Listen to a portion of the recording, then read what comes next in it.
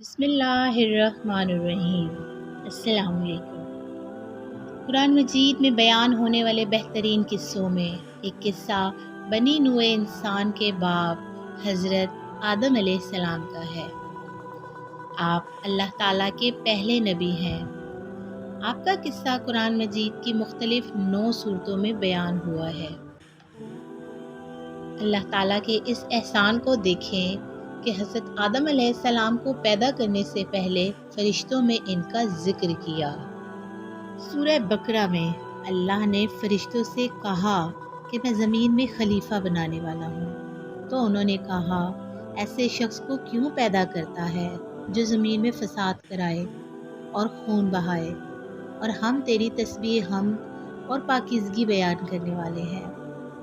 بے شک فرشتوں کی طبیعت حسد سے پاک ہے۔ بیت اللہ کا طواف سب سے پہلے فرشتوں نے کیا۔ فرشتوں نے زمین کی پہلی مخلوق کو دیکھا تھا جو فسادات پھیلاتے تھے۔ تبھی اللہ سے مخاطب ہوئے، اے اللہ، ایسی مخلوق کے پیدا کرنے میں کون سی حکمت ہے؟ اگر عبادت مقصود ہے تو عبادت تو ہم کرتے ہی ہیں۔ اللہ نے جواب دیا، جو میں جانتا ہوں وہ تم نہیں جانتے۔ بے شک ایک چھوٹی سی آیت میں بہت بڑی بات پوشیدہ ہے۔ حضرت آدم کو روئے زمین کی مٹی اور اپنی دست قدرت سے پیدا کیا، اپنی روح ان میں پھونکی اور خوبصورت شکل و صورت عطا فرمائی۔ مٹی چونکہ مختلف رنگوں سے تھی، تبھی بنی آدم کی اولاد کی رنگتیں بھی طرح طرح کی ہیں۔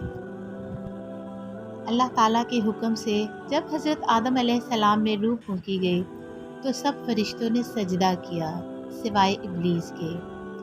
اب ابلیس کے انکار کی وجہ کیا تھی؟ وہ تھا اس کا تکبر۔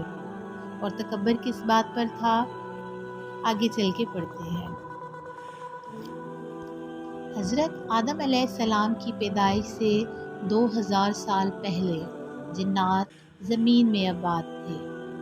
حضرت ابن عباس فرماتے ہیں کہ جب جنات نے زمین پر فساد کیا اور خون بہایا، قتل و غارت کی، تو پھر ابلیس کو بھیجا گیا۔ ابلیس اور اس کے ساتھیوں نے ان جنات کو مار مار کر جزیروں اور پہاڑوں میں بھگا دیا۔ ابلیس کے دل میں یہ تکبر سما گیا کہ میں نے وہ کام کیا ہے جو کوئی نہ کر سکا۔ ابلیس فرشتوں کے ایک قبیلے سے تھا جو آگ کے شعلوں سے پیدا ہوئے۔ اس قبیلے کے سوا تمام فرشتے نوری تھے۔ صحیح حدیث میں ہے کہ جس کے دل میں رائی کے دانے کے برابر بھی تکبر ہوگا وہ جنت میں داخل نہ ہوگا۔ اسی تکبر کی وجہ سے ابلیس سجدہ نہ کر سکا اور قیامت تک اللہ کی لعنت کا مستحق ہوا اور جنت سے نکال دیا گیا۔ اور دوسری طرف حضرت آدم علیہ السلام جنت میں رہنے لگے۔ احادیث کی کتابوں میں بہت مقامات پر آیا ہے کہ جنت کو زمین میں ماننے سے کوئی رکاوٹ نہیں، بلکہ واقعی وہ جنت جس میں اللہ نے حضرت آدم علیہ السلام کو بسایا تھا، زمین کے باقی ٹکڑوں سے بلند تھی۔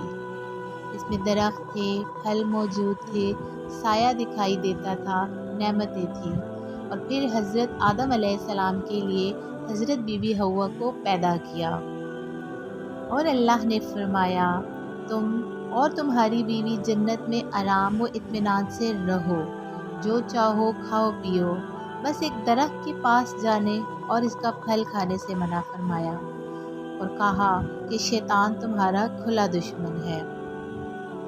کیونکہ جب شیطان کو اللہ کی بارگاہ سے ذلیل و خوار ہو کر نکالا گیا تو اس نے انتقام لینے کے لیے حضرت آدم اور بی بی حوا کو بہکانے کی کوششیں کرتا رہا۔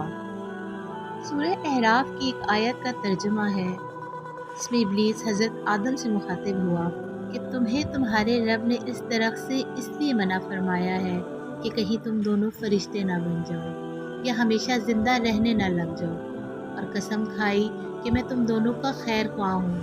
اور پھر وہ انہیں اپنے مکر میں لے آیا، اور اس طرح انہوں نے اس درخت کا پھل کھا لیا جس سے اللہ نے منع فرمایا۔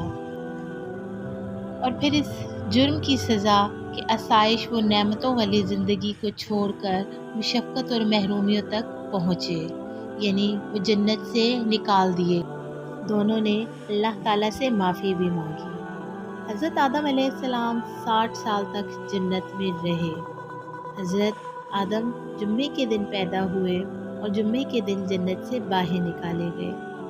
جب حضرت آدم علیہ السلام جنت سے زمین پر تشریف لائے تو اس وقت آپ نے ہر چیز کا ہنر سیکھ لیا۔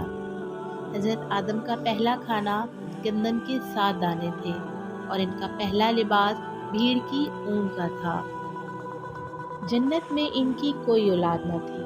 تمام بچے زمین پر جڑواں بچوں کی شکل میں اترے، ایک لڑکا اور ایک لڑکی۔ اللہ کے حکم سے ہر لڑکا اپنے ساتھ پیدا ہونے والی کا جوڑا تھا اور یہ سلسلہ عرصہ دراز تک جاری رہا۔ کسی کے لیے ساتھ پیدا ہونے والی بہن سے نکاح جائز نہ تھا۔ حضرت آدم علیہ السلام کے 20 بچے پیدا ہوئے اور تمام جڑواں تھے اور تمام حضرت حوا سے تولد ہوئے۔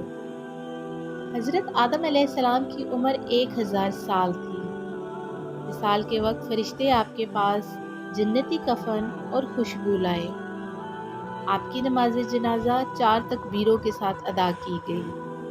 حضرت حوا کا وصال حضرت آدم کے وصال کے تقریباً 1 سال بعد ہوا۔ اللہ تعالیٰ ہم سب کو نیک کام کرنے کی توفیق عطا فرمائے۔ اچھی بات سننا، اچھی بات کہنا بھی صدقہ جاریہ ہے۔ شکریہ۔ اللہ حافظ۔